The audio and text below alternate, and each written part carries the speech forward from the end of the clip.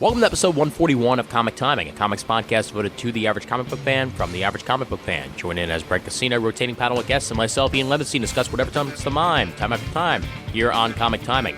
Now that we got our woes out of the way, it's time to talk some DC and comicsology.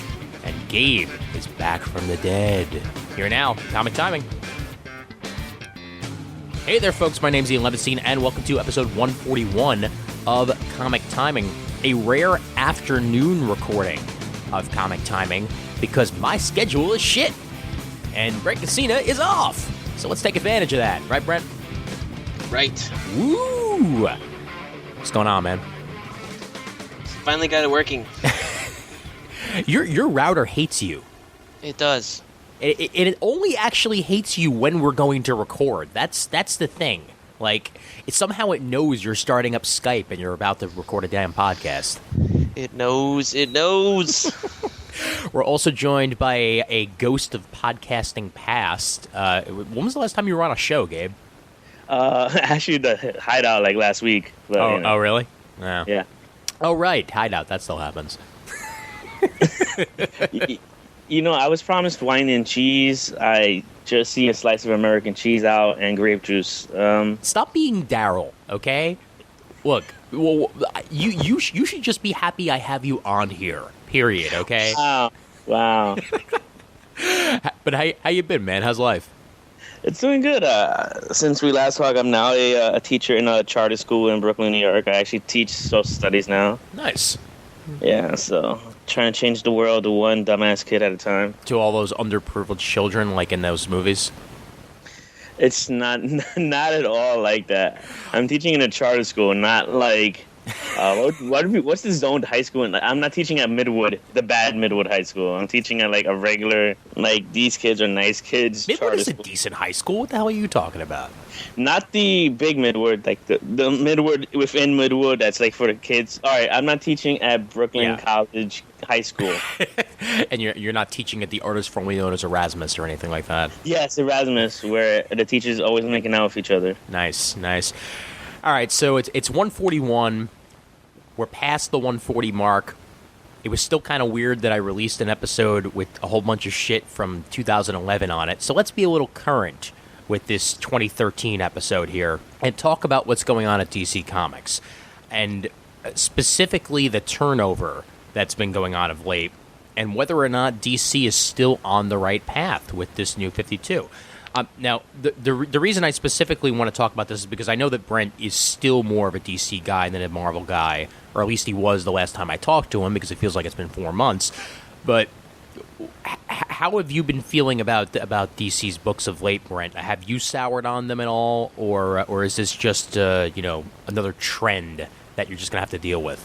I don't know if you would call it soured. I mean, the main books that I read are still good. I'm picking up Batman. Justice League has gotten better with the Throne of Atlantis, and the last issue after that was pretty good. Aquaman has turned out great, even with Ivan Rice departing. I think Paul Pelletier is doing a bang-up job. Yeah, well, they taking over. They actually got a good artist to replace him as opposed to just somebody from the stable, which is good. Right. Red Hood and the Outlaws, I'm kind of waiting to see on that. That's interesting since Joker post... what the hell was it called? Death of the Family. Yeah. Put acid in the mask, so I'm kind of waiting to see what he looks like without it. So... Shockingly, he looks exactly like Tim Drake now. Right. I don't know. I'm kind of... I mean, all these shakeups and stuff. I quit Stormwatch a long time ago. Yeah. When it changed writers, I think issue 9 I think was my last one. So I don't know if that was it or what. But I saw on Newsarama today they posted the What the Fuck cover, and it's all like the old Stormwatch is coming back with Jim Starlin at the helm. And that really makes me go, what the fuck, because I thought this was a new universe. Well, you keep saying what the fuck, and that's one of the things that threw me for a loop at DC, because DC doesn't exactly seem like the type of company that would name an event WTF, and that's what's happening. Like, I thought that they were supposed to be going for readers of all ages with this New 52 launch, and they go WTF? Well, I think they decided to take that off. Oh, yeah? Yeah, I remember reading somewhere that month is not going to be WTF month anymore. It's something else they're calling it. Yeah, I don't think it's anything now. yeah. I think it's just internally WTF or something. But that was even a suggestion at some point. I'm like, who's working DC's PR department here? And that's the thing too. Like you mentioned Stormwatch specifically, and with issue 9. Paul Cornell went elsewhere, and then we find out he's back at Marvel because he just abandoned ship over at DC. You've got a bunch of other creators that have said bye-bye of late. Specifically, what happened with the Green Lantern books. I mean, you announce a writer, and then less than 2 weeks later, the writer is off the book. And you're going an entirely different direction. And I mean, they replaced them with Charles Soule and who's the other one, Brent? Remember? I think Robert Venditti is Robert co-writing Venditti. or something. Yeah, doesn't exactly make your company look good when people are bailing left and right. No, I mean, that's the thing that's been most frustrating for me was that whole thing. You know, we had who left? The Green Lantern writer left, and then right after that. Diggle. Yeah, the Action Comics writer Andy Diggle left, and that I was like, what the hell? Because I was actually looking forward to Diggle and Tony Daniel taking a while, and then Diggle left, and then Tony Daniel on his Facebook posted that he was only going to be on it for 3 issues anyway. I was like, what the fuck? Like, you seriously though? You're hyping this big run. You're hyping it really big, like it's the next thing after Action Comics, and really it's only a palate cleanser for whatever they had coming next, but who even knows what's coming next now? Well, and not just that, but they were pimping it in the back of the books. I know, that's what I don't understand. Like, I don't get it. I mean, I was so looking forward to picking up a Superman book again because I dropped Action Comics as of issue 9, and I was like, forget this, because it got into this whole, and I read, Uncle BitTorrent gave me some issues of the ones after that, and I just could not follow what was going on. Like, I actually picked up 18, I bought it, or something like that, and it was like, I don't know what the hell was going on. It was in all these different stories, and the Legion, and all these guys. I was like, there was no character development, there's no story. I mean, it seemed like just a mishmash of oatmeal Superman ideas. I haven't heard about your Uncle Bit lately. How's he doing? He's doing well. He's doing well. Thank God he still it. purchases all the comics that I want to read. Yeah. Is his foot okay? His foot's good. His foot's good. Thankfully, it was just the lawnmower that got the tip of the toe. It wasn't the whole thing. Tip of the toe. Thankfully. But yeah, that's the one I was most disappointed on, because Green Lantern I was kind of iffy on it anyway to see what happens after Johns leaves, or to see what happens at the end of the story. But even that story is looking like it's gonna suck. Actually, Wrath of the First Lantern, every issue has just been the same thing in all the different books with different characters. I didn't read Red Lanterns, but it sounds like that's getting another issue of the first, or whatever the hell his name is, Volthoom, changing time and looking into somebody's psyche. But I was like, didn't we already have an issue of that in Red Lanterns? I didn't understand what the point of the thing was. Well, but before I get into my current state of reading DC Comics, Gabe, where are you at? What are you reading? What are you enjoying? And has anything spurned you of late? I've been enjoying the whole Batman family. I pretty much love everything that's going on in that side of the story. Picking up Superman, I feel the same way you do about Action. I think once you started talking about Mitchell Plitz, Grant Morrison pulled another Grant Morrison and kind of went over everybody's head. Green Lanterns I'm picking up are good. Just the Green Lantern book. I'm not picking up the Core or the Red or the Guardians. Aquaman, Flash, Vibe, surprisingly. I like Vibe. Flash is still doing it for you, huh? Yeah, Flash is still doing it for me. All right, okay. Tell me a little bit about Vibe, because Vibe is one of those books that I didn't pick up just because, well, it's Vibe. Yeah, I mean, I could not bring myself to spend $2.99 on a Vibe comic. Well, it's pretty much like the story of why Vibe. That's basically the first arc. We're finding out who Vibe is, what he does, how he got his powers, and pretty much how he's trying to deal with being picked for the Justice League when no one even knows who he is, and he didn't know he had any superpowers until like the government pointed them out to him. Okay.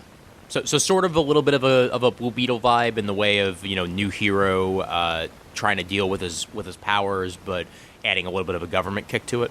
Yeah, and they decided to do a lot of the hidden stuff in the Vibe book. Mm-hmm. So in issue 1, we find out that Amanda Waller has Apocalypse's daughter locked up in their little secret jail. Okay. And in the second issue, we find out that Gypsy is also in that secret jail, and she's actually a interdimensional character.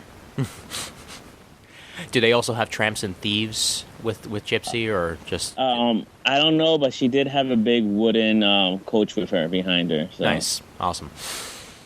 Have you dropped anything lately, or are these just your solid books? These are my solid books. I'm trying to think if I have dropped anything. Not necessarily. Like, surprisingly, my favorite book out of all of them, Earth 2. Yeah.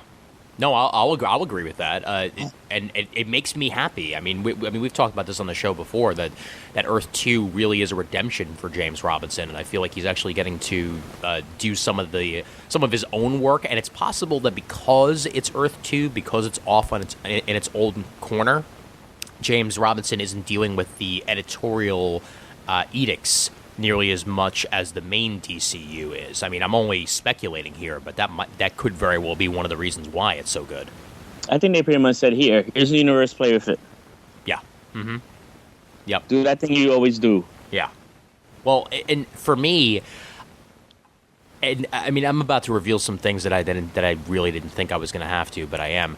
Number one, I have, I think, 6 months of Batman books waiting to be read. Oh, that's going to be a good read. Yeah. No, it's going to be a damn good read, but a lot of my DC reading is waiting to be read. I have not been able to hype myself to sit down and read DC Comics the past couple of months. Marvel I go through almost immediately. Like I'm almost up to date with Superior Spider-Man. I'm like 1 or 2 behind. I've got a recent shipment of DCBS books waiting at my mom's still, so I got to pick that stuff up. But Avengers books get read right away.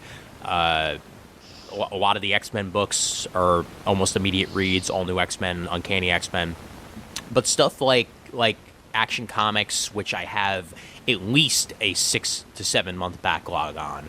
New Guardians, which I was totally picking up just for Kyle Rayner, I have not been reading regularly. Hell, even Green Lantern and some of the other books that I've been picking up are just not there. And I've been dropping books a lot because there comes a point where you have to think to yourself, why are you still reading this? Like why are you still picking up? Why are you still spending the money on this if you're going to sit down and realize, oh shit, I have over 6 months worth of books to read here. Why don't I just go pick up a trade when it's 50% off as opposed to picking up single issues? I hear you. Suffering from mini event fatigue, do you think? It's possible, yeah, because like when I got done with the League of Owls, or that's what it was called, right? Sorry, Court of Owls. Yeah, Court of Owls. Thank you, Court of Owls. I'm getting my leagues confused here. When I got done with Court of Owls at Marvel with Batman, I'm like, all right, yeah, that was a good story. That was good, and like it took me a little while after that to think whether I actually wanted more after that. It was like when I heard that Joker was going to be in the mix, and I saw the look of the Joker with that face hanging off of him. It felt like it was going to be, I don't know, like almost like extreme for extreme's sake. And I know I haven't read Death in the Family yet, so I'm just speculating here as to why it's taking me so long. But can you reassure me, Brent, that Death in the Family wasn't extreme for extreme's sake, and that I should just fucking read it already? It's definitely good. It's definitely good. Okay. It's a worthwhile read. It's nice. I think it's nice that that it's a short 5 or 6 issues arc, compared to like the 11 that Court of Owls was. Right. And then actually the issue that came out after that Snyder wrote with Andy Kubert on art, another Harper Row, that was pretty good too. I just like that. Good. Or I did like that very much. But yeah, I mean, the DC ones I'm reading, I'm actually picking up. I'm surprised to say, I'm picking up Batman, of course. I'm picking up Batman Incorporated. Um, I started picking up Batman and Robin because Patrick Gleason was killing it. Yeah. Now I don't know where that book's gonna go. Yeah, since you Because mentioned that was the best part of that book was Bruce and Damian and Patrick Gleason, and Tomasi is a great writer. We know him from, he's a proven quantity from Green Lantern Corps, right, and now Batman and Robin. So I was really enjoying that. I'm picking up Batman Dark Knight just because of Ethan Van Sciver art, and that's kind of hit and miss for me. Mm-hmm. The art's still great, but it seems like his panel storytelling is getting a little more cramped. Okay. It's not as clean as it was in other issues. I don't know if it's the writer to fit too much onto the page. Yeah, at least the first issue. The third one that just came out, number 18, was all right. But I don't know if I want to. I was hoping maybe one of these would give me just one and done Batman issues. I mean, for crying out loud. None of them are doing. I'm still picking up Detective, and that's kind of one and done.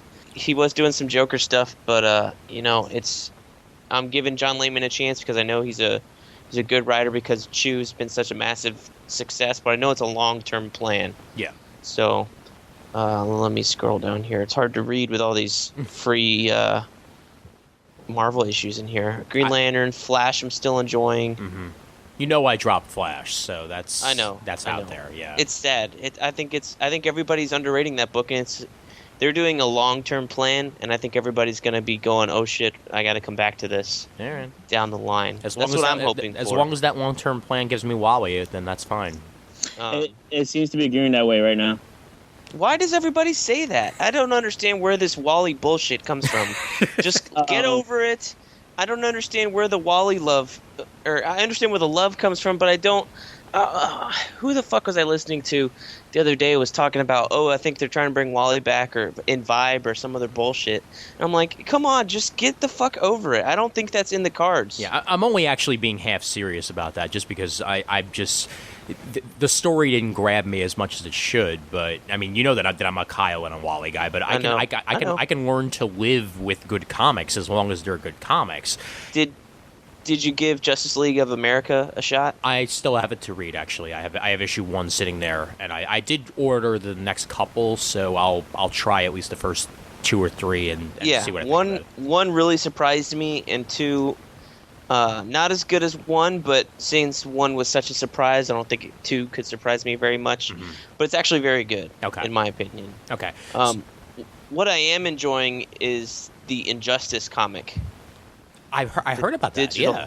Yeah. I posted something on the Facebook page a while back just because it was such like a what the fuck moment. But I mean, me DC and my trademark. friend Jim. Sorry. Yeah. Me and my friend Jim are so hyped up for this game. We talk about it like nearly every day at work. Jim, who's done the BK's Bullets video game stuff with me, so yep. I'm trying to get him to read it. He hasn't picked it up yet. But from what this comic has, shit goes crazy. Superman wants to take over the world, and I think that's what the game's about, and I'm enjoying seeing the storyline progression from it. CGS described it as something similar to Irredeemable in some ways. I guess so. I haven't read it, but I mean, those CGS guys, they try to talk about the Comixology thing, and they're like, "Well, I don't have a thing to read it on."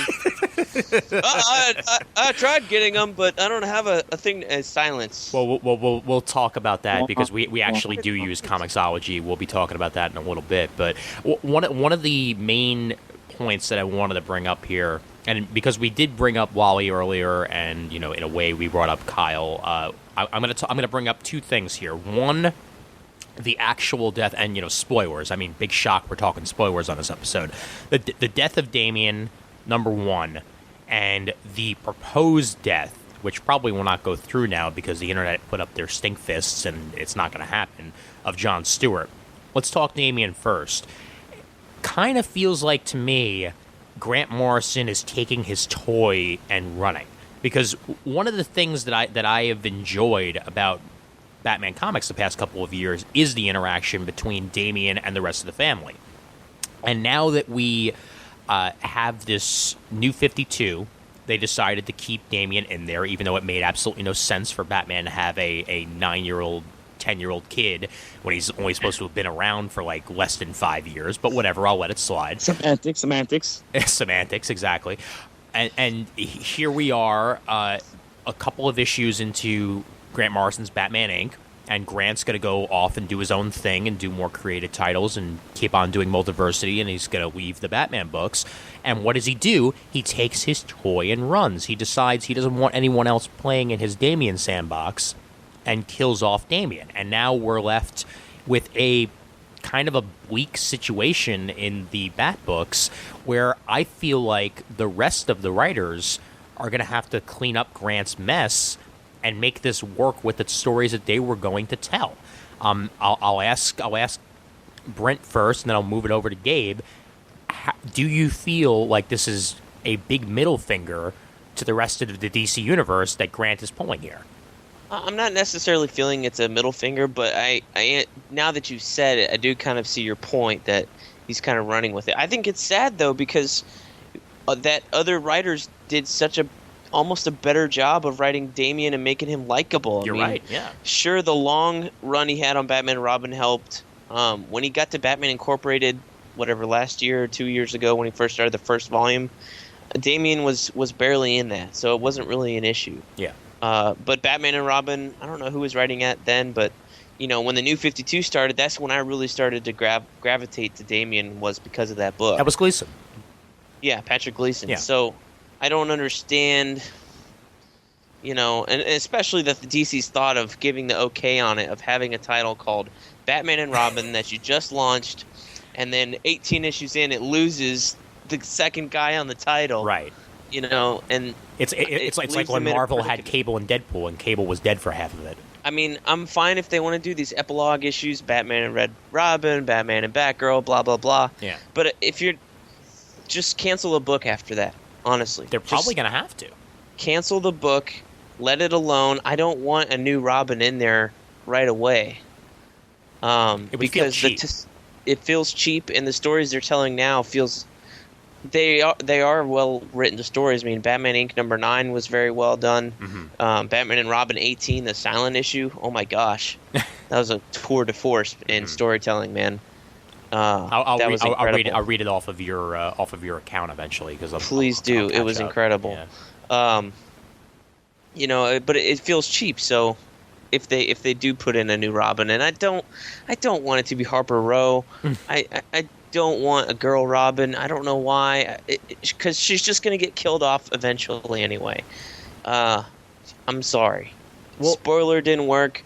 This girl's not going to work. She's only had 2 appearances in the whole damn Batman book. Right. I don't want her becoming Robin right away. Well, spoiler didn't work because they didn't want it to work. Not because it couldn't have worked.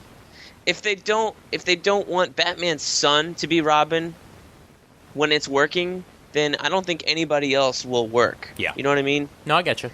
Because that's the most logical choice, that who's going to be Robin. If Batman has a kid, of course that should be Robin. Yeah. Of course. Second but choice anybody should be else Tim, is going to feel like second fiddle to that. Yeah. No, I'm pretty much in the same camp as you, because like I just said, second choice to me would be Tim, because Tim is the other son. I mean, the second youngest son next to Damian, and he doesn't even have the luxury of being called Robin in this new universe. They have ever.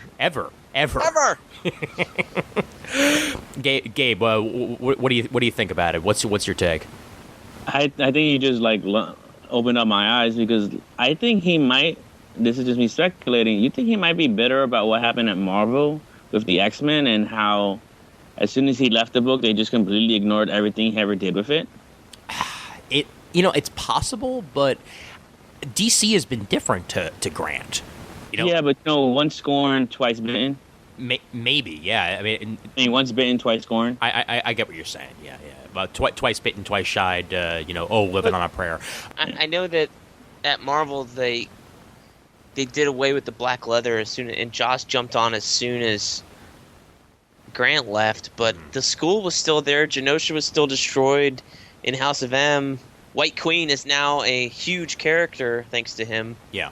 You know, so if people say that, I don't necessarily agree that they did away with everything in his run. He pretty much made the X-Men what it is now, with White Queen and stuff like that. Yeah. And I mean, other writers since then have built more upon it to what it is today, but there's still some impact there. I don't think they totally wiped the slate clean. Yeah, the only editorial dictate was that, oh, well, Zorn wasn't really Magneto, or he was Magneto, or that wasn't really Magneto, ha ha ha ha, which was the stupidest thing to this day about that whole thing. It's like, Grant wanted it to be Magneto, obviously editorial didn't, and they made their changes, and there are a lot of editorial things happening at DC right now, but almost none of them pertain to Grant Morrison, because Grant Morrison, it's like, this is the DC universe, and there's Grant Morrison's corner. Grant, you can do whatever you want, and we'll tell everybody else to pay attention. That's what I feel like we've had since the New 52. And without Grant there, we either need to integrate or we need to move on. And I'm thinking that they're going to integrate, just because killing off a character like Damian is something that's going to have to be brought up in the rest of the books, but how far do you take that after that? If that makes any sense at all. Because I am sort of rambling here, but come on. Somebody stop me from talking. So Nightwing did it. He was there, and then all of a sudden, boom, Nightwing's back to his regular series stuff. Yeah. And the next issue, he's moving to Chicago. Mm-hmm. So, okay, they're dealt with. Batman and Robin dealt with it. Batman had its one issue where it's dealing with it. And then Scott Snyder jumps on a fucking 11-issue story. It's retelling Batman's origins. I don't want that in my Batman book. Neither do I. That pisses me off. Yeah. That pisses me off. You're explaining to me why I feel the way I feel about specifically Batman, because he's telling great stories set in the modern time. He's the flagship Batman book, the flagship Batman writer. He's telling the best Batman stories in current continuity, and he's going to jump away for 11 issues in the book called Batman. Yeah. No, don't Fuck you think you. This might be their way of not touching the Damian issue? No, It but doesn't need to not but be that's- touched. He touched on it in the last 18 issue, whatever issue it was. Yeah, but now he doesn't even have to worry about any questions about there being any Robins or any questions about a Robin. But he wasn't using Robin at all, though, in that book. yeah. He was in issue 1 and Death of the Family, and that was it. Yeah, Batman was a Batman book for the most part. You're right. Yeah, well, and here's the other thing, Gabe. Like, this feels like a story to me that didn't really need to have been told, because as Scott Snyder has said, even, we're not going to rewrite the wheel. I mean, Batman Year One is still important, and we're not going to change that. But there's more to be told. Like, yes, in the last 3 Batman movies, like, are you going to be introducing them into the Batman comics now? Like, are we going to see him train with ninjas again for like the 5th time? Like, that's the only way that I could see this story going. And I do not want to take a year out of storytelling in the main Batman book to tell an origin story that doesn't need to be told. That's where I am.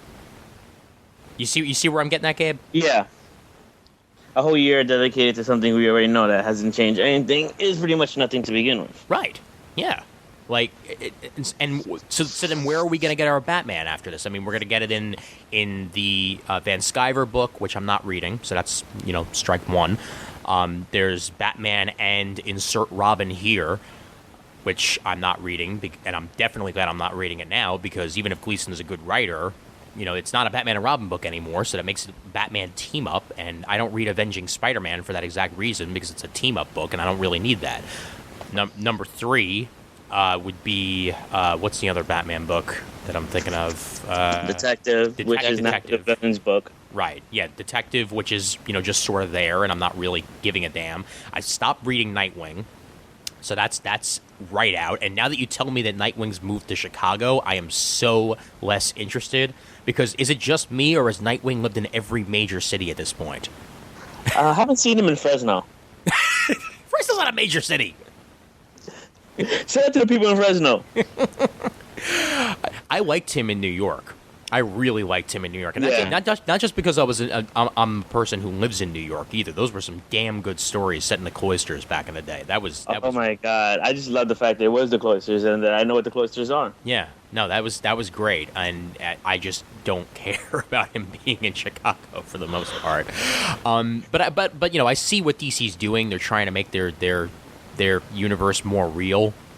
Which brings me to another point. So Obama is the president in DC now. That's new.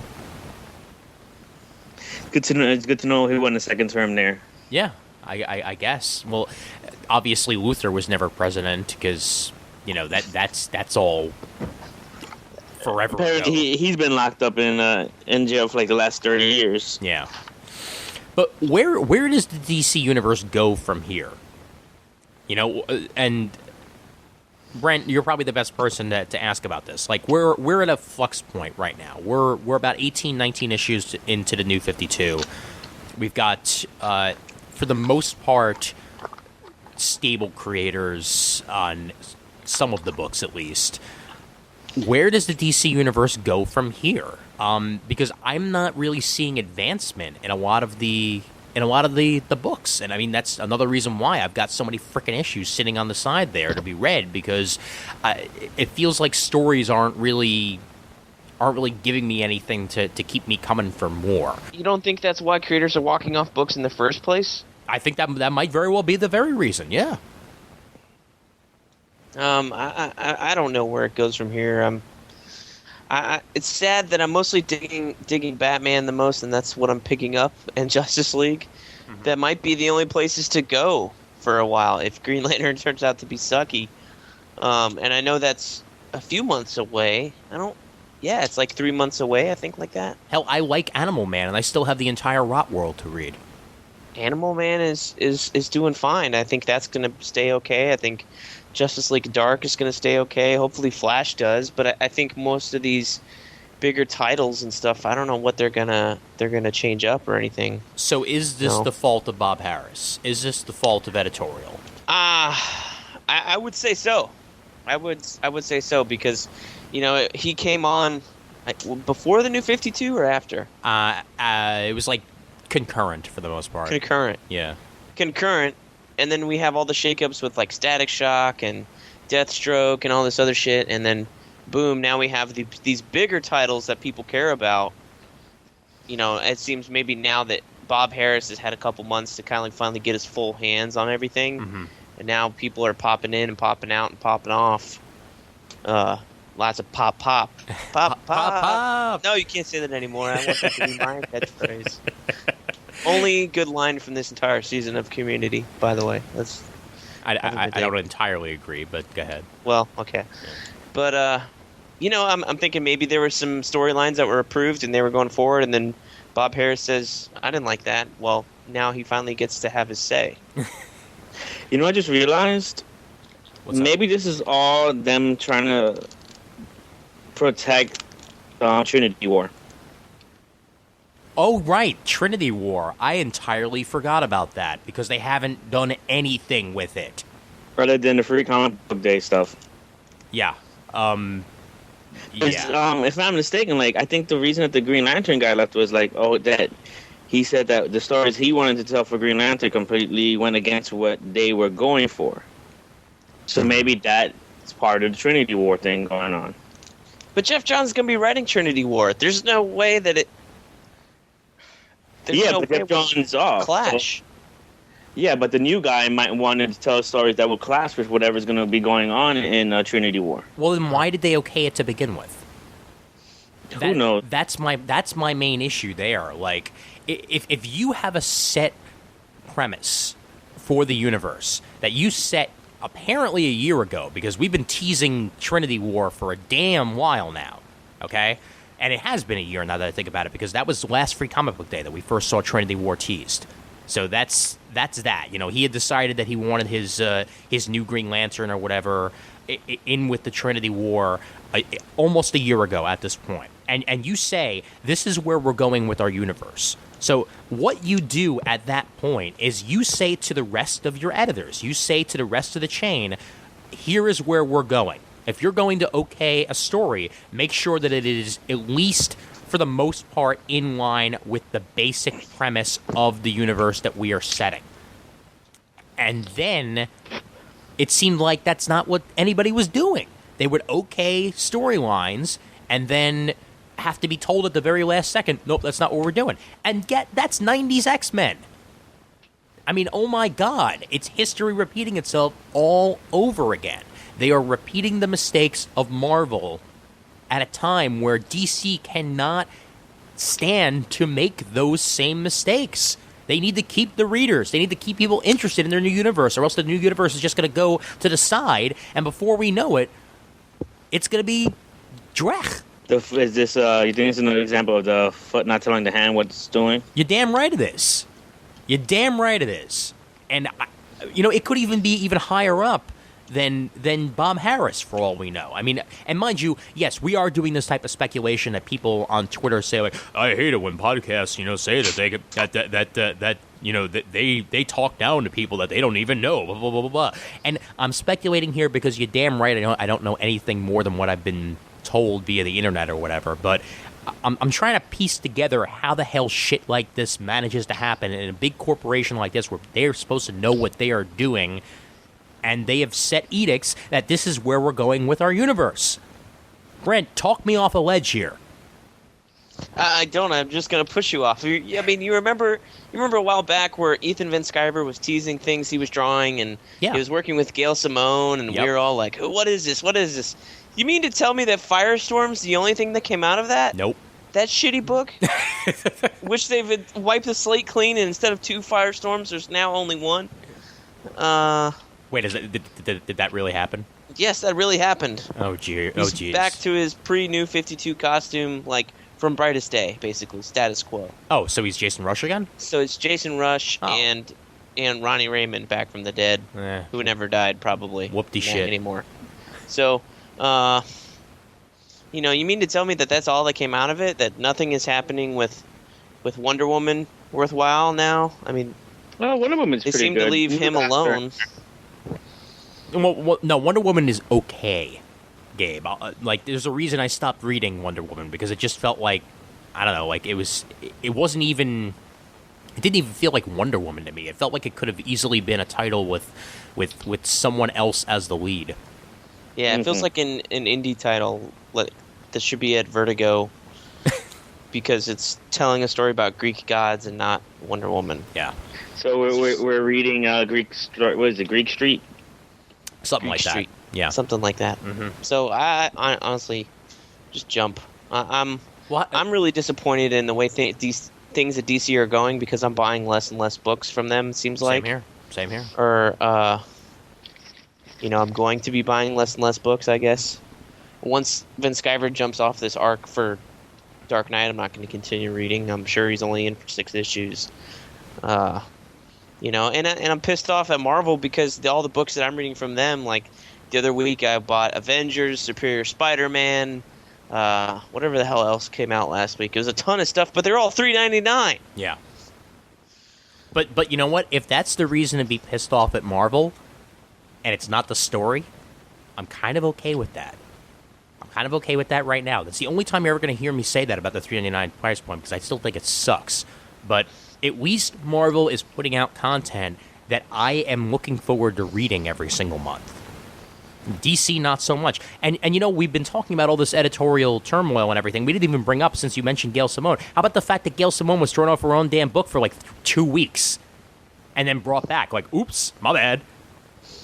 Like, that's where we are right now at DC? Really? Where they make changes and they realize, oh, wait, I wasn't supposed to do that, because now those 2 issues that guy wrote are the pivotal issues dealing with Damian after he died. Yeah. And after death of the family, so... Which I know, yeah. Makes no sense, because what she did in Batgirl was pretty cool, and then, you're going to have Damian die, and you're going to have a guest writer step in to handle that? Yeah. Whatever. I don't know. I'm liking what I'm getting out of Marvel. I'm not liking what I'm getting out of DC. And this is the way life works for a comic book fan. We go in ebbs and flows on a regular basis. Like, we get into one universe and the other universe sort of goes to the wayside a little bit. Because if you listen to this show circa 2008, 2009, if I remember correctly, I was waiting on Marvel and I was more interested in DC. And now the tables have turned. Why can't I just get good books out of both damn companies? Yeah. Because there's never such thing as good audit. Since when was the last time the Mets and the Yankees were good at the same time? 2000. Yeah, how long ago was that? 13 years. Yeah. Yeah. No, and you hit it right. You hit it right there on the head. You know, and probably one of the main reasons, and back me up on this, Brent. One of the main reasons that I feel that it's always either Marvel doing well and DC doing meh, or DC doing well and Marvel doing meh, is the follow the leader mentality. Which is, if one person does this, I'm going to have to do it too. And we had that with Necrosha and Blackest Night. You know, we had that with Final Crisis and whatever the hell Marvel was doing at the time, because I don't even freaking remember. You had Identity Crisis and Identity Disc. Enough said. It's just stop trying to be the other companies so goddamn hard, which you're seeing now on the movie side more than anything, which is definitely affecting what's coming out on DC, because if not for movies, we probably wouldn't have even gotten the New 52, because you know that came up from up high, that we need things fresh so that we can make ourselves a Justice League movie, and now God only knows if that's even going to frickin' happen. Like, it's follow the leader mentality to a T, and it's just got to stop. Just make good books. Make yourself a universe that makes a frickin' lick of sense, and then maybe I'll get more interested in DC again. Maybe. Just maybe. End rant. Boom. Drop the mic. Walk away. You're supposed to drop the mic and walk away and not say that you did it. Yes, but I like my mic, and I don't want to break it. We're having an auditory experience here. We are. Okay. Yeah. You can't actually see me drop the mic and walk away, so I'm just going to say drop the mic and walk away. Understand that, okay? But you're still back, and you're still talking. Oh my God, I'm still talking. Stop me from talking, Brand. So I think part of it has to do with maybe the writing talent. Yeah. And the artistic talent. I mean, we've seen Brubaker's been over at Marvel for a while. He's doing his own thing now, pursuing Hollywood. I mean, what happened to Tony Bedard? I don't know. Judd Winnick, is he writing a book anymore? Not really. No. You know, all these DC guys who were doing pretty well pre-New 52, got something started, have all left for one reason or another. You know, Paul Cornell was a big thing from Marvel. Now he's back for at a little Marvel. while. Yep. And now he's back at Marvel, doing God knows what, maybe taking over X Factor. Wolverine. He's doing Wolverine. Wolverine with an artist who's 20 years past his prime. Yeah, but you know what? People still read his books, and it's still kind of pretty. All right, well, I don't know. I'm not interested in that Wolverine book. I know. I'm not interested in Frank Cho's Wolverine book because it's going to be 5 issues, and then they're going to, you know... I hear that. Fucking Nova. Yeah. Nova, for crying out loud. Jeff Loeb's new creation. All hail Jeff Loeb. This return of Jeff Loeb. Oh, by the way, hey, issue 2 just came out, but me and Ed McGuinness, we're going to jump off at issue 5. That's happening? Yes. Oh, God. Yes. Who's taking over? Fabian Nicieza and I forget the artist Nicieza's name. taking over? I don't know, some guy like that. If it's Some Nicieza, I'm interested. Yeah, he's a good one. Yeah, and Nicieza's written more. Wrote Nova for years. Now, who the hell is this Nova? No, not Nicieza. Zeb Wells and Paco Medina. Oh, I'm less interested. Okay. Who I was enjoying Paco Medina on Avenging Spider-Man. God damn it! Now I have to put him on Nova. Well, Zeb Wells has also written a Nova character in the past. I mean, he's the one who wrote that reality show, Right. New And then Warriors, they killed him. and then they killed him. Yeah, right. Vengeance. Were you... Oh, bringing it back. Oh, I suddenly feel like I'm being jabbed by many needles at once. That's how I get my powers. Remove me from the face of the Marvel universe. You asked who this new Nova is, Gabe, and I'm not reading the title, so I can't even really explain that. He's the kid they put into the Ultimate Spider-Man cartoon that came out of nowhere. Yeah. But he was in Point One a long time ago. So he first appeared in the comics, Jeff Loeb says, even though he was more substantially fleshed out in the Ultimate Spider-Man cartoon, which had probably been in works over a year. Is he before from our Marvel universe? Like, is that his thing, or is he from elsewhere? He is from our Marvel universe. Okay, all right. I believe. Okay, and no explanation yet as to how he got his powers or where. Apparently, his dad was a Nova. Really? A black Nova. Okay. Supernova. Oh dear. Which is why he has a black helmet rather than the gold Nova. Why gotta be Black Force? And that's better. And Richard Rider never knew about this Nova when he was Nova because why? Novas don't talk to each other? I guess not. Yeah. So, I mean, it seems like they're kind of like, forget Richard Rider, we're going to put a kid in here kind of thing. All right. Oh, and since we're talking DC and we're talking changes, Brent posted a breaking news item to the Comic Timing Facebook just now. Bruce Timm has stepped down. Well, if you actually click on that link, it's later on. I was bad and was listening or reading it while Gabe was talking, and it's actually a pretty good interview with Bruce Timm saying where they're going from here and what he wants to do, and the approach that they're going to take after he steps down. So it's an interesting article. Gotcha. It's not just about Bruce Timm stepping down. It's not just the blurb. It's right. And he's been there for years. Article. So him stepping down is not exactly a shock or anything. No, I mean he's been there for almost 15, 20 years. Yeah, now. right. Yeah, no, I mean, and what a career. Dude, go do something else. Yeah, please. I mean, go play golf. Go play golf. Yeah, probably collecting his retirement from Warner Brothers now, and is going to go work for some other company and double dip. Yeah, exactly. If they have retirement over there, I don't know how that works exactly. Anyway. Yeah, but yeah. So that's where we are. Let's move on to another thing that's been happening in the world of comics of late. And that's what happened with Comixology a few weeks back.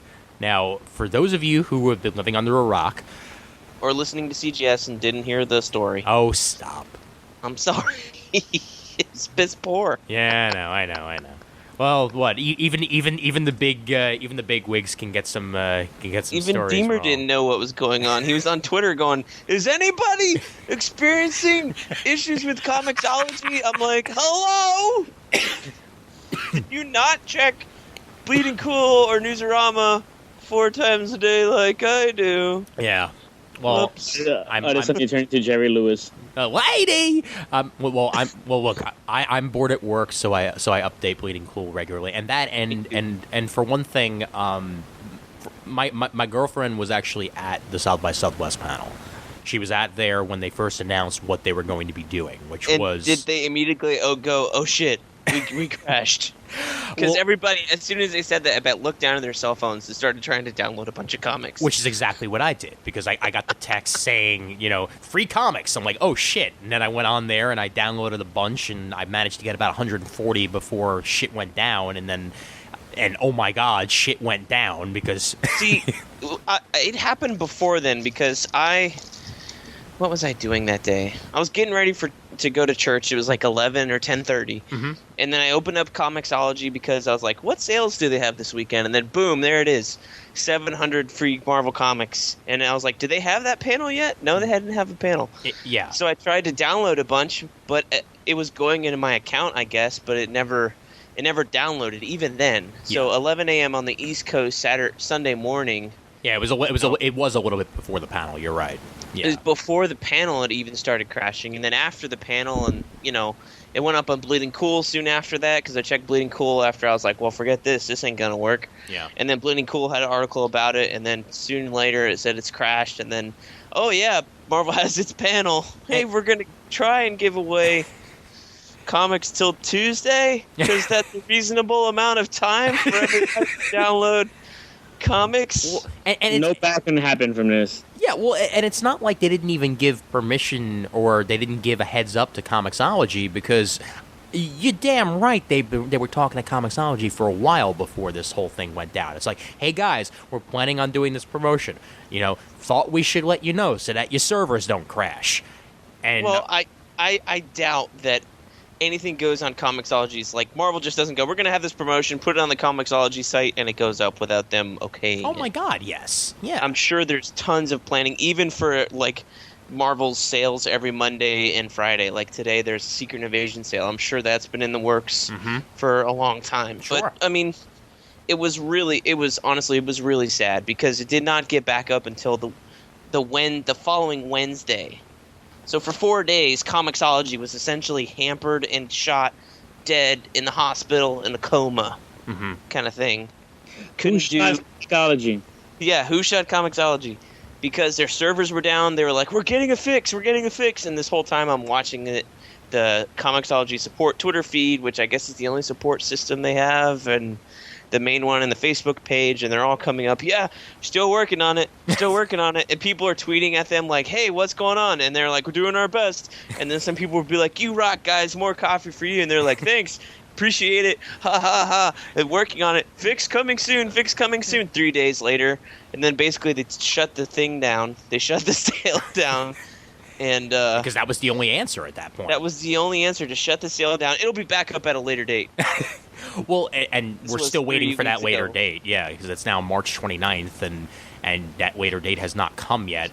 But here's my thing about Comixology, and it's probably one of the major flaws with Comixology, and yet at the same time one of the major benefits, is that everything is under the same house. Everybody uses Comixology now. All the major companies use Comixology. So when Comixology is doing well, you can access any of the comics that you've purchased via Comixology, all through their app, and all is well with the world. When things are going bad, that means you cannot purchase a comic, or you cannot download a comic from any company if Comixology is going down. Correct. So that meant indie creators, that meant Dark Horse, that meant Image, that meant DC, that meant a whole bunch of other folks. You could not purchase comic books from Comixology while Comixology was down. And a lot of money was lost, both for Comixology and for these creators. That is a conundrum. That is... No, go ahead. I was saying, I was lucky that the Transformers sale was the week before, because that Transformers sale was going on at the same time, and I would have bought those trades and not being able to download them, I would have been pissed. Yeah, and it's not even the first time that something like this has happened with Comixology, because sometimes Comixology just goes down because an issue is really popular. Because back me up When on this, did that Brent. happen? If I remember correctly, All New X-Men #1 brought down Comixology for at least a few hours. I don't remember. I got it, no problem. Well, it certainly happened in the past where there's at least been slowdowns, if not being unable to access Comixology entirely, only for a few hours. And yeah, there's a difference between a few hours and a few days, obviously. But this should have been a sign that Comixology needs to up itself. They need to make sure that they have, instead of 50 servers, 500 servers, because it feels like they're not growing fast enough for the digital commodity. Yep. It sounds like they're being cheap with their technology. Like, we'll keep ourselves updated enough just up to now, and we'll deal with like big problems when they come. Right. Like 700 issues for going on for free all at once. They should have known.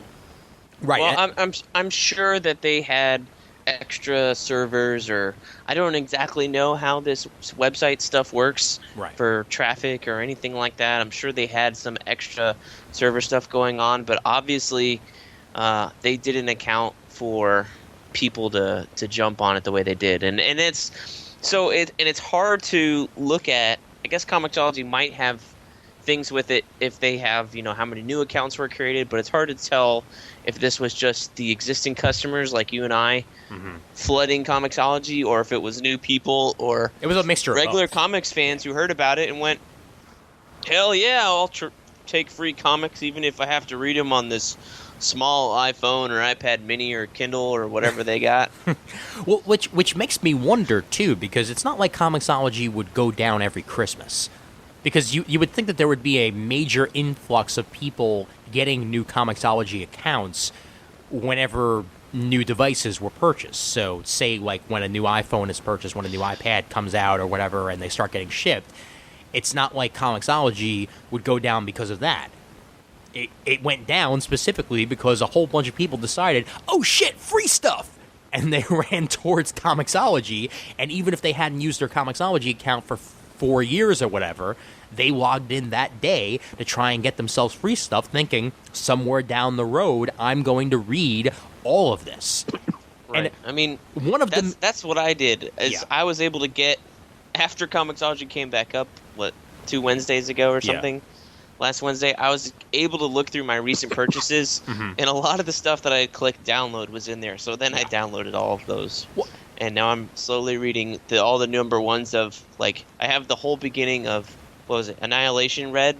I don't know the ending. And then I read the beginning to Annihilation Conquest, and I you don't know the ending. So it's fucking wonderful. pick up the rest of that though. Annihilation was good stuff. You'll like it. Yeah, Annihilation number 1 was pretty good. Yeah. I like the prologue. But, so yeah, I am eventually going to go through it all, but I have them all downloaded to my device. Now, I think what the issue is Comixology's blessing and a curse. Is that you have all these devices, and that's the main way I look at Comixology, because I like that a lot better than their website. Yeah. I think their website is it's not pedestrian. It's good but for it's good for buying. It's not good for reading. It's not good for reading, Yeah. yeah. So when I check Comixology, 3 times a week on Wednesdays, on Mondays, on Fridays, just to see what the Marvel sales are, Mondays and Fridays basically, I do it on my iPad. I don't necessarily do it on my phone. I do it on my iPad. And when I look at something or I want to buy something, I buy it on my iPad. And it goes through the Apple Store, and, once I click buy, it then starts downloading to my device, and that's the same with any device that has a Comixology app. Right. So that's where I think the server traffic hit the bricks, because everybody's trying to download stuff automatically. And it's not like they could have made a way to, Major flaw in the Comixology app is that when you hit purchase, it downloads. That is the major flaw.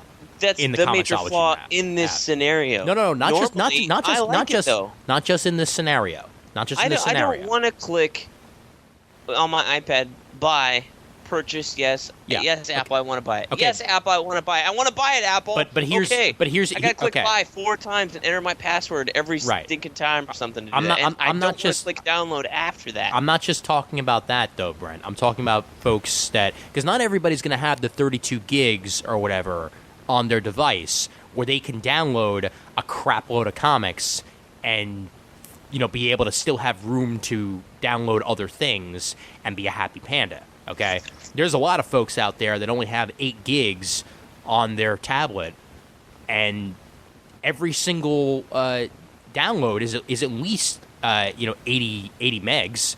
No, it's 20. 20 megs, whatever. Well, on my iPad 2, comics are 16 to 20 megabytes each. Right, and that can add But up. that's why I bought a 32 gig iPad. Yes, Because I knew 16 wasn't going to be enough for me and my video and comic reading. and when That's why I when you're upgraded in downloading size. 700, and when you have the option of downloading 700 free comic books, and they're Makes no all going to sense. automatically download, it doesn't make any sense. Yes, Yeah, but it doesn't do it at the same time, though. it does it one by one. Comixology's app does it one by one. Yes, and they're Actually, all going to mine does download. it like 3 at a time. Like 1 at a time by 3s. No. See, this is where I get confused. I'm not a server guy, so I'm sure there was a ton of people downloading one comic at a time. That's what crashed their server. It's not like everybody's trying to download 700 comics at a time at the same time. All the different, Times all the 1,000 people. right. But then once one issue would fail, the next one would immediately start up. and Yeah. fail.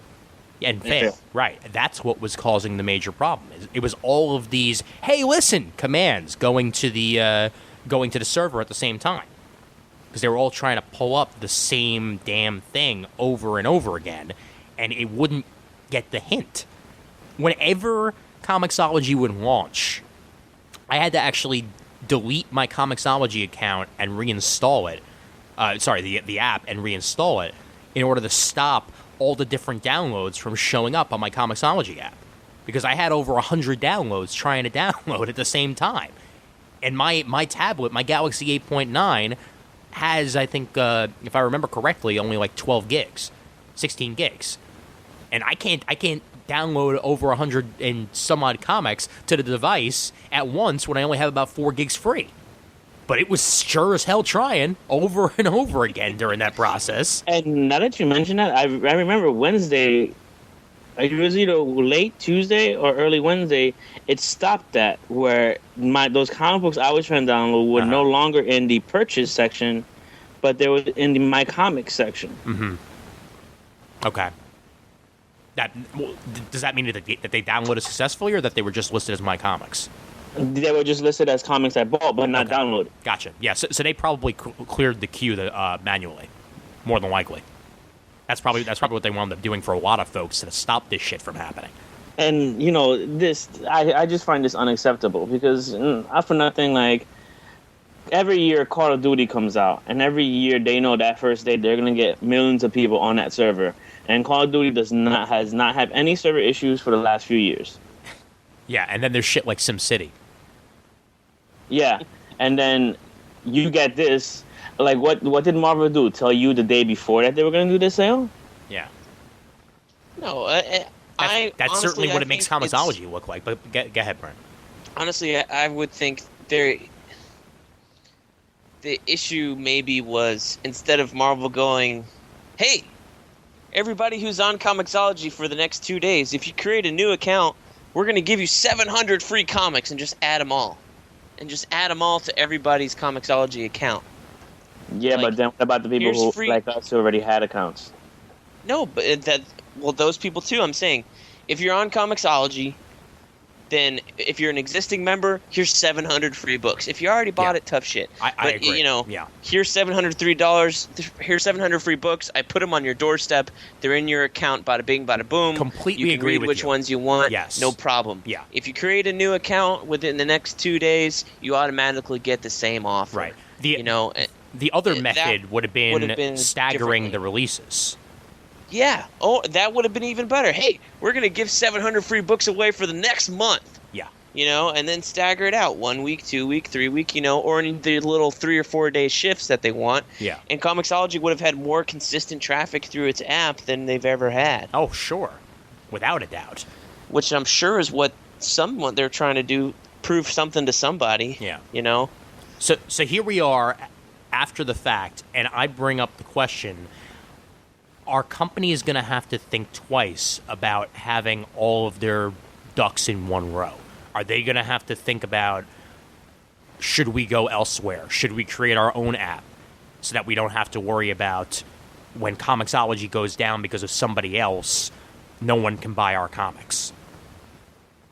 Well, the big two have their own apps, so But they're tied into Comixology. Through Comixology. Yeah. You can start buying digital single issues from the iBook store from Marvel and DC, but I did a free one of New Avengers #1 when they announced that, and that's an awful way to read comics. Yeah. I like Comixology's side-to-side interface better. Marvel's or iBooks' page-turning animation is great for books, not so much for comics. Too much gets lost, and it's just, the zooming thing is not as smooth as Comixology for that stuff. Just stay away from it. That's what I do. I'll stick with Comixology. But will companies stick with Comixology? That's the question. I don't know. I don't know. It's I bet like Graphically the only is kicking thing their they have. shins right now going, fuck! We got out of the digital comics game! No, Crap! Trust me, Graphically right now is thinking, yes, we got out of the digital comics game, because they were not making any money. Well, because they didn't have anybody. They weren't the #1 app. Right. I think that's a you know, DC doesn't give up because they're the number 2 company. Yeah. Amazon's not stopped selling music because they're the number 2 music seller on the internet. Yeah, and mind you, they're number 2 on the internet. That means they do damn well. Google Play's not stopped selling music just because Apple is doing. Oh, that music smells delicious. They're not stopping their store. Graphically just ponied up and went, we give up. That's such a pussy move. Yeah, and then it's partially their fault that they weren't selling anything else, I guess. But I don't know. I didn't use their app. Dark Horse has got its own thing. I guess Dark Horse. I don't know about their. I tried downloading their app, and it's difficult. Graphically, also had a problem. Their app sucked. So it was really bad. I mean, at least the first couple of versions of it, because we tried their desktop app, and their desktop app did not work very well. it did not scale properly on a lot of the comics that we tried, and it looked like poo. Yeah. So, Gabe, were you going to say something before? I know you were trying. No, to just smelling the music with you. Okay, good. All right. Good to smell the music. Ah, it smells like Aerosmith. Yeah. The other with Comixology, like what was it? This past Wednesday, the all new X-Men Volume 1 came out. Yeah. And you can buy it on Comixology for $19.99 for 5 issues. Hey. And I'm like, what the fuck? And I was like, surely you can get the single issues for cheaper than $20 if you wanted to do digital only. Oh, sure. So I looked on my iPad, and then of course it can't see the price because I've already bought them. And then so I'm like, all right, I'll go on the web and won't log in. And then what do I see? All new X-Men number 1, $3.99. Came out, what, 3 months ago? Yep. 4 months ago? So Marvel is still going to keep their, and 2's $3.99, 3, 4, 5. Wow. All of them are $3.99 right now. Yeah. Oh, FYI, pre-order all new X-Men Volume 1 hardcover from Amazon Prime, $14.27.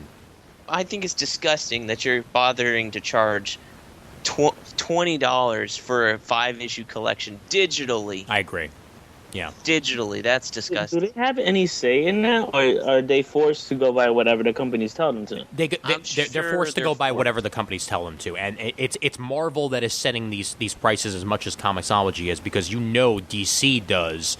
And this is one of the few things DC's been doing right over the past couple of months and the past couple of years, is that their comics go down in price after a month. Because, if you want to get your the comics right away, you're going to pay a premium. And if you're willing to wait, you'll save a little bit of dough. And Marvel doesn't really do that. Give me a second, guys. Okay, that's it. You can use whatever you want, okay? All right, thank you. Bummers. Like, really? All right, your pipes are fixed now? You good? My pipes are clean. All right, good. Just checking. Yeah. They cleaned it right when you guys were watching. About an hour and 8 in, Brent, by the way. Write that down.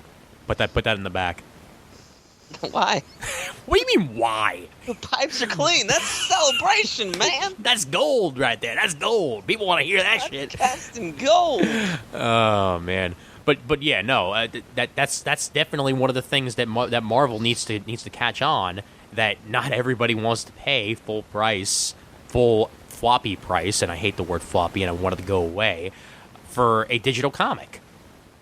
It's Mine's just not stupid. floppy. Mine's hard as my iPad. That's what she said. That's my iPad. I know. It's hard. Yeah, I know. I got a hard case on my iPad. Good. Does it help clean your pipes? No, it doesn't. You need to find the app for that one. Especially when my internet pipes get clogged. Yeah, it's a real shame too when you think about it, because I know when we did the digital episode, we were like, put all of your ducks in one row, and that way, people only want to go to one app to solve every solution. And now we're at a point here where we realize that one solution goes down, and we all's fucked. So there really is no happy solution, is there? Yes, but I for me, it wasn't a big issue. I wasn't trying to join Comixology during the sale. Yes. I already had a ton of comics on my iPad, I don't delete them right away. As soon as I read them, I'll leave them on there. I'll get 3 or 4 issues or a story arc, and then I'll decide if I want to go back and reread it. And if I do, I'll reread it and keep it on. If I don't, I'll delete them. Yeah. So I'm sure Comixology is sometimes wondering I am why some weird this IP stuff. in New York is downloading all the same comics you are. Right, It's that's so right. weird. That's yeah. right. That's weird. But, I mean, it's also doing it from my phone, too, once in a while, so Right. if I download something on there. But, I mean, so I wasn't at a loss. I still have 21 issues of Morning Glories to read on my iPad. Nice. So Yeah. I still have to do that I'm about sometime. I'm about 5 or 6 behind on that too. You should give Chew another shot, by the way. Like, see it, especially It's now. on that, issue 50. Yeah, I know that. That's why I jumped on Saga with number 1. I was like, I'm not missing the boat on this indie comic, damn it. Yeah, because I still remember when we reviewed, what was it, like Chew 10 or something like that. You were like, I have no idea what's going on. It's the last issue of like the first big arc. It was like the wrap up to everything, and you're like, "This is great!" And I'm like, "What's he doing?" Why is he eating things? I'm so confused.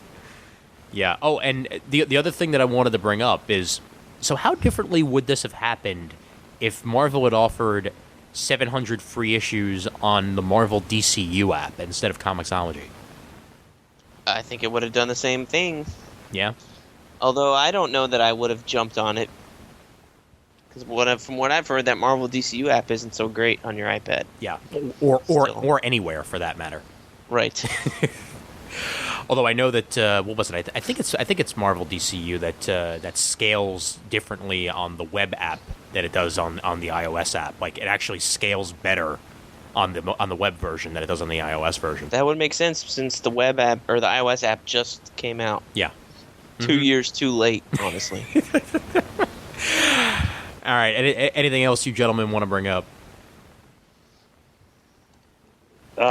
Competition makes life so much easier. In what ways? Get a competing digital web store. Mm-hmm. They can I was gonna say they can start putting sales up, lower prices, but then again they can't do shit because Marvel will automatically say no, you're not doing that. Well, not just that, but they need to make the deals with the companies too, because right now Comixology has exclusives with a lot of companies. So Yeah. so they're going to have to wait for those exclusives to be null in order to even give it a shot. It's difficult. I mean, come on. Like, who's going to give a shit if you have like Top Cow and nobody else, and you're a new I company? got Top Cow and PKD Media. Woo! Hey, don't knock PKD. Actually, wait, no, PKD Media doesn't even exist anymore. That's the funny thing. Whatever the hell it's called.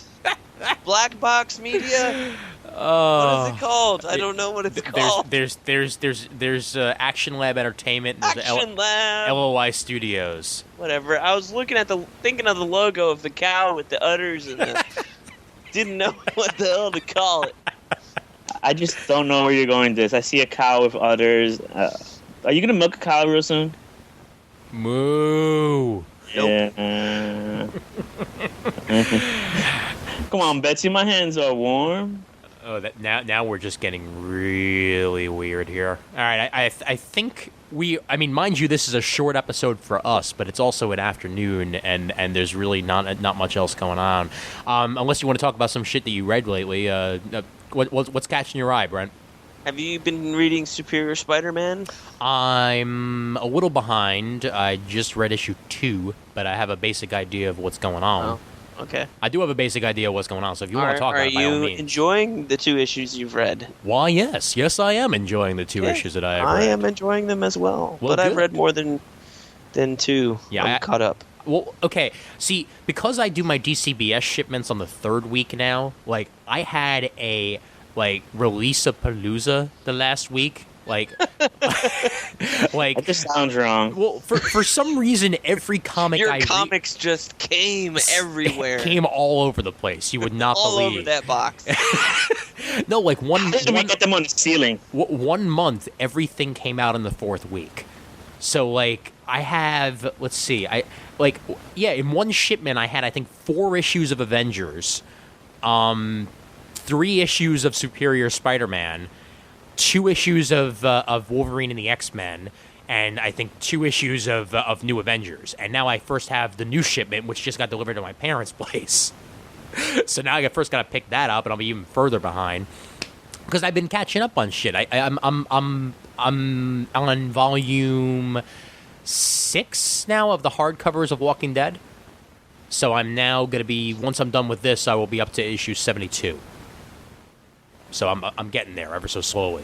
Where are you on Walking Dead now, Brian? Because I know you're waiting for the Uber collections. I got the second compendium. I read that straight away. Uh-huh. And as soon as I was done with that, I bought the next arc on Comixology. Cool.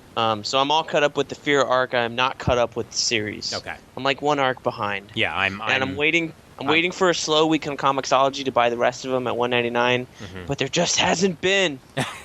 Damn it! How far behind are you on the TV show?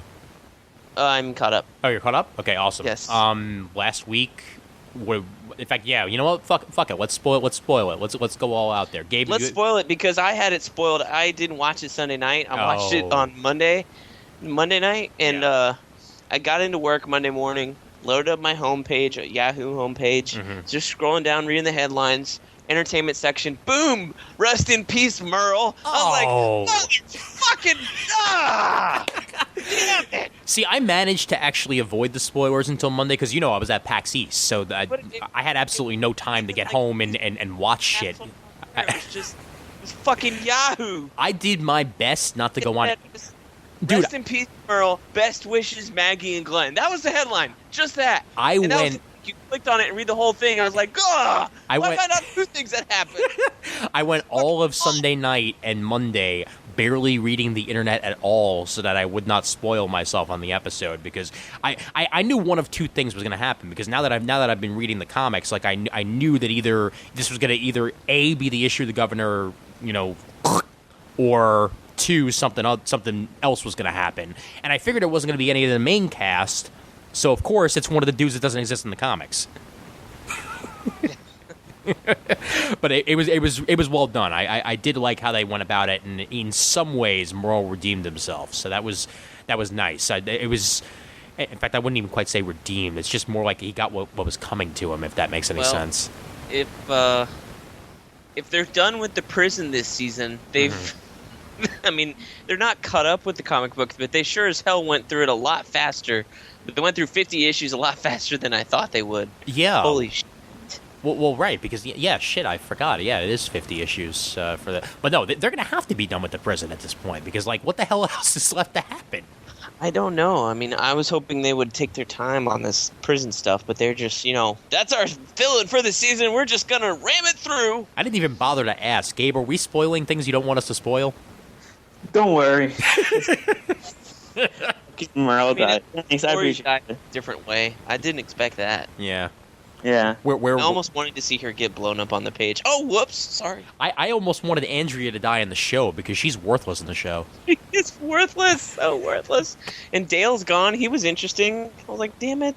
Isn't it interesting how they switched Dale and Herschel for the most part? Yeah. Yeah.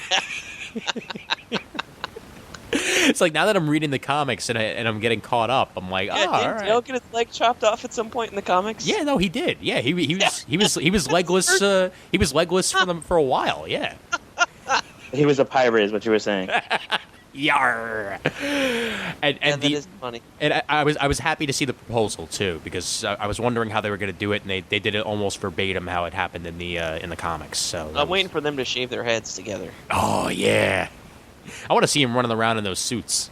In those Prison suits. Yeah, prison suits. Nope, still not happening. They're And- still wearing the same grungy T-shirt, Yeah, and for fuck's sake, do something with Tyrese.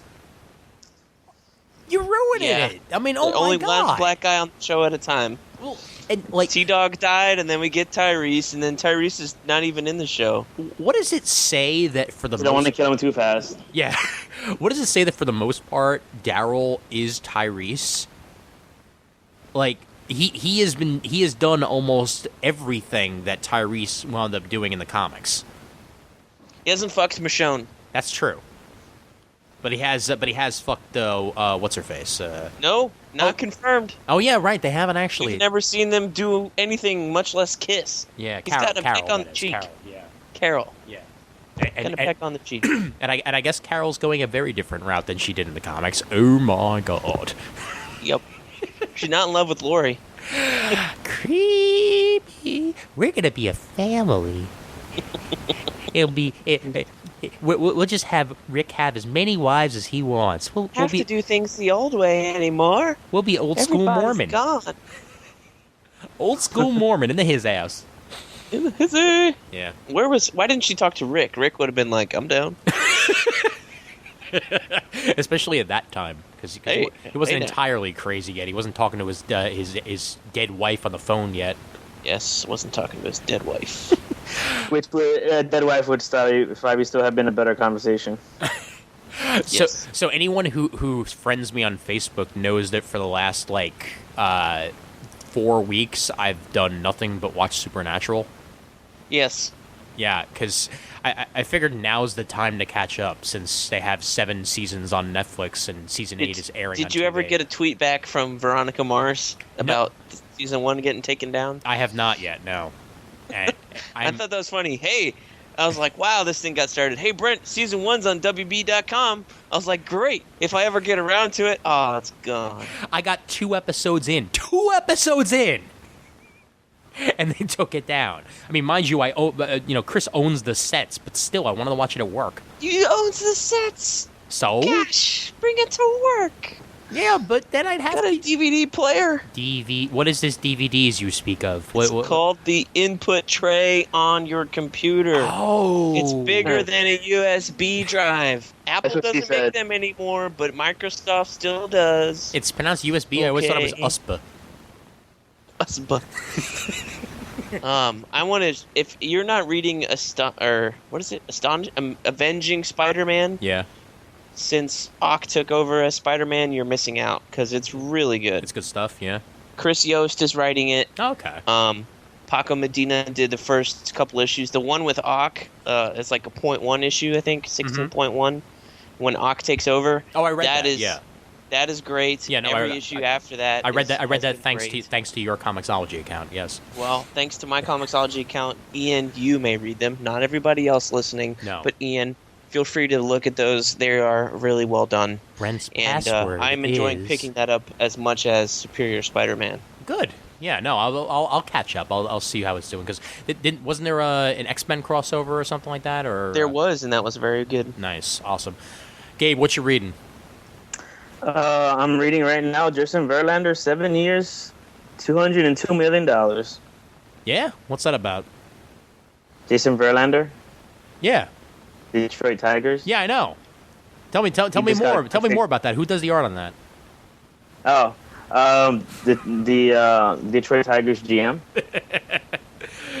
What about comic wise?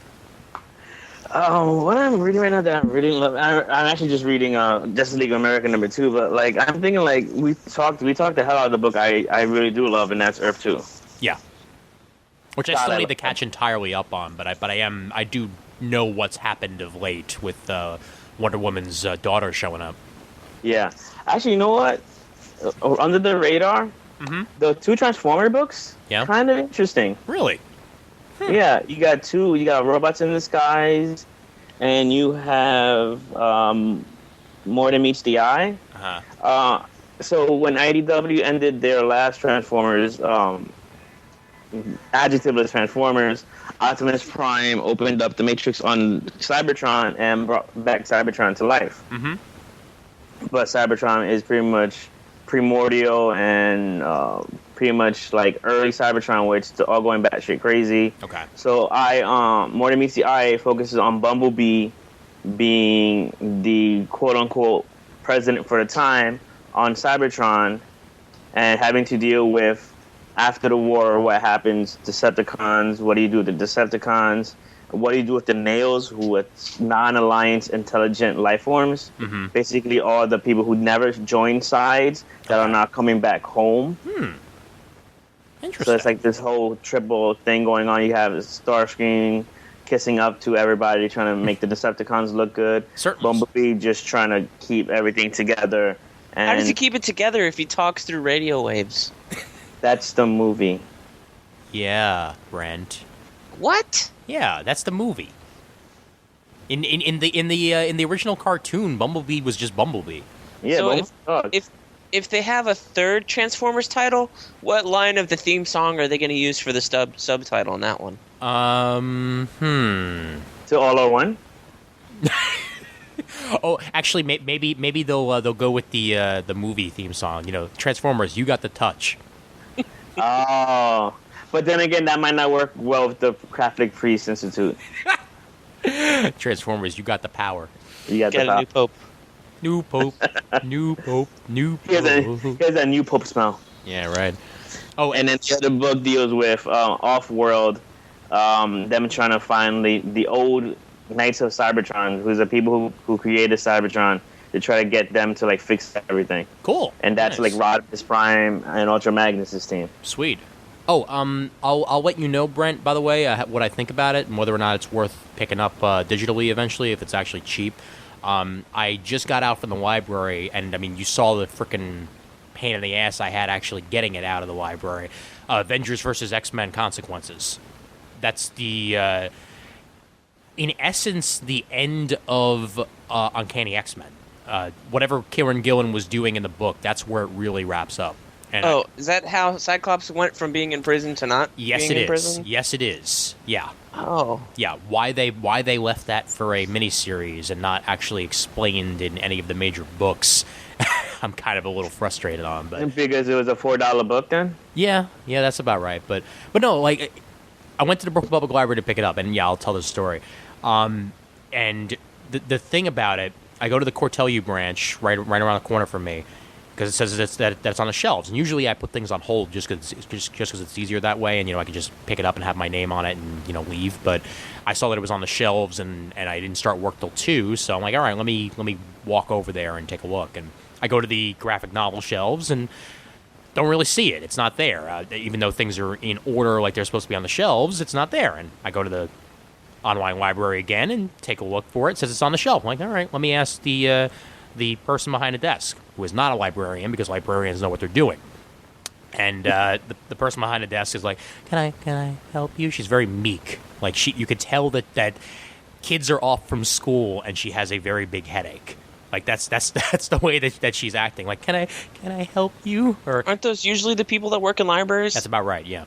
No personalities whatsoever? Yep. And she asks, can I help you? And I'm like, yeah, I'm looking for a book that's supposed to be on the shelves. Like, okay, can I get the name of it? And I say, Avengers versus X-Men Consequences. She's like, okay, Avengers versus X-Men Consequences. No, Avengers, not Vengers. Like the fucking movie! First $1 billion last year! You You're the kid that makes her give the headache. I just want you to know that. and you also just went Bill Cosby by accident there. Like, it's the Avengers. You gotta eat some Jello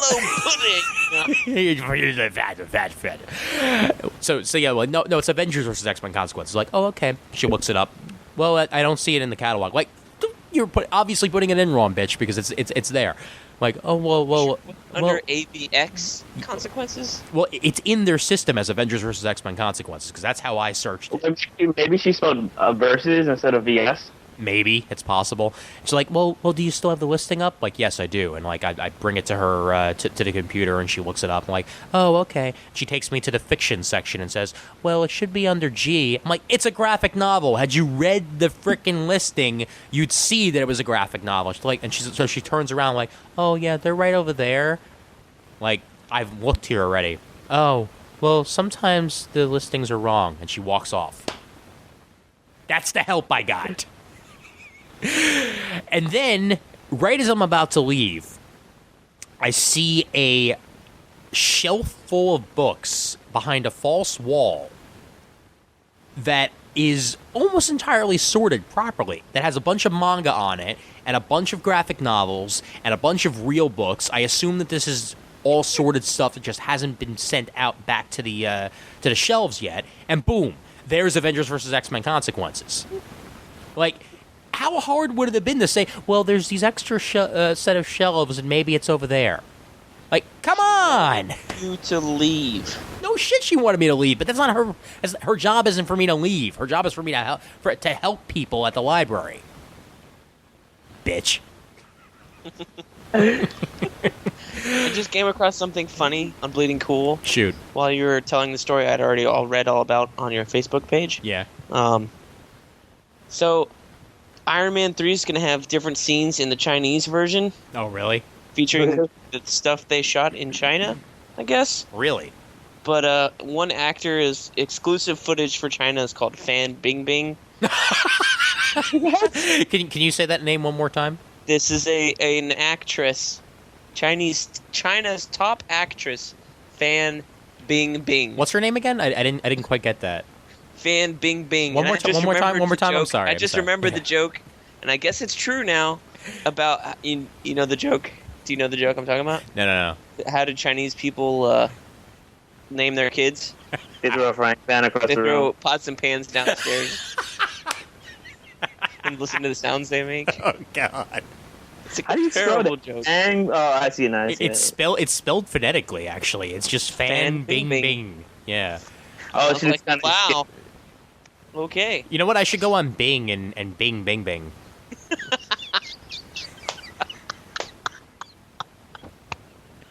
Thank you. Good night. drop mic, walks away. Yeah. Well, that's like there was an exclusive track to the Godzilla soundtrack in the Japanese version that was by Arkansas, a Japanese band, and that was only on the Godzilla soundtrack in Japan and not here. But those weren't actual scenes. So are they going to at Probably least? for good reason. Yeah. Are they going to be like released in on like Blu-ray here at least? I mean. It doesn't say that yet. Whoever posted this on Bleeding Cool, Rich Johnson or his other crony, is Yeah. probably saying like, "I smell a news reporter." Brendan Connolly posted it. Brendan Connolly. Yeah, He's right. like, "I smell a throwaway news reporter gig." You know what I smell? Fan Bing Bing. All right. Sorry if that's offensive, but it's just funny. Oh God. She'll just make you hungry in an hour from now. You're terrible. I'm hungry right now. Yeah, and I am hungry as well because I really haven't eaten anything yet today other than 2 cookies. So we will wrap things up. Gabe, where can people find you? Right now, mostly on the Hideout. I travel back and forth. Haven't really gotten a steady gig yet since Strangers seems to have died down. Yeah, that's thefixer.com. Yeah, I think so. I don't know. Yeah, whatever. Thefixer.com? Just look for the angry black man in the trench coat. You'll find him. Gotcha. Thefixer.com? Duhfixer.com. The Fixer. Yeah, Duhfixer. The Fixer. No, Duhfixer. The Fixer. I'm going to kill you. like Avengers versus X-Men. You mean that character that they use way too much in the Avengers Alliance because The Fixer. they've only programmed in I think 4 villains in the entire game because they keep using the Fixer over and over again. Ugh. The Fixer? Is it Avengers Alliance? So anyway, any bullets coming up for you, Brent? No. No? Okay, all right. I might actually have an extra point on Supernatural to go a little further into that maybe sometime next week. See about that. No! You're not allowed. What do you mean I'm not allowed? You're not allowed to have extra points. You're supposed to be doing regular comic timing. What do you call this? What are we doing here? Huh? I don't know. And actually, probably the next episode of Comic Timing to come out after this will be the Super Show episode. No, you're not allowed to have that without me. I am going to shoot you in the leg repeatedly. CGS You Super see, Show. I was supposed to go. I was trying to go to Super Show, Yeah. but it's the same weekend as WrestleMania. Like, Yeah, well, it was 2 times ago also, I think. But I don't care because I stopped watching wrestling years ago, so, you know. okay, whatever. You're judging me. Yeah, well, it's also the same weekend as Mocha, but I don't care about Mocha. Yeah, enough that's to- not. I would have cared about Mocha, Yeah. but April 6th and 7th, I'll be there Thursday to Sunday. We're going to do some dinner and then go to Shady Maple the next day and then go to 3rd and Spruce and then do other things. And there will be a room recording like there always is, and there'll be interviews that hopefully will not take 2 years to get put out this time around. Sorry. the last time I waited 2 years for something to put out, it wasn't really that good. It's funny because sex. CGSSupershow.com. Go ahead and check it out, and I will put out an episode without Brent because I have the power. I have the power. You got the touch. And I do like your BK's Bullets episodes, Brent. So that's good. You and your buddy have good. That's the only feedback I've gotten. Yeah, you've gotten more feedback. No, I have not. Yes, you have. I asked for it. People download the episodes. That's all the feedback you need.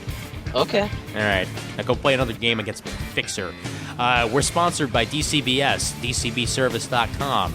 Use the promo code CT8 to get additional 8% off on your first order with discount comic book service. We thank them for their support. I will not give you any of this month's specials because it is the 29th of March, and this episode will probably be out in April, so none of those will actually be valid anymore. But there will be new promos and coupons and codes and yada, yada, yada up on DCBS's site soon after that. And if you do purchase from Comixology, make sure to do it via their storefront on DCBS's site, so you can get money back on DCBS when you make your DCBS orders.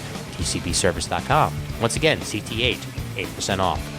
The email address for Comic Timing is comictiming@gmail.com. You check us out on Facebook at facebook.com/Comic Timing, where Brent posts a lot, because Brent likes posting, and we do actually have some back and forth between our listeners every now and then, so that's good. Although not when I post, because people don't like me. Because you yell at librarians. They post about librarians. Yeah, well, I didn't do that on the Comic Timing site. I just did that on my own personal Ian Levinstein Facebook, that I only friend people who I know. No one likes Ian Levinstein, Nazi librarian person. That Do is people on the internet count as people you know? sometimes. I get some listeners trying to friend me, and I'm like, I'm sorry. Yeah, no, well, What the Comic Timing page is for? I've stopped doing that myself, actually, because you're right. That's exactly what the Comic Timing page is for. And if you want to have a dialogue with us, talk to us. We're friendly people. Talk to us! Yeah, we're proud members of the Comics Podcast Network over at comicspodcast.com and the League of Comic Book Podcasts over at comicbooknoise.com/league. And Facebook.com/Comic Timing. yes, one more time. And give us a review on iTunes, because I don't think we've gotten one in about 5 years. So for Brent, for Ian, that's me, and Gabe, that guy who shows up every 3 years, I'm Ian Levinstein, reminding everybody out there that there's always time for comics. For comics! Yeah! Yeah, pudding! Siempre hay tiempo para tus cómicas.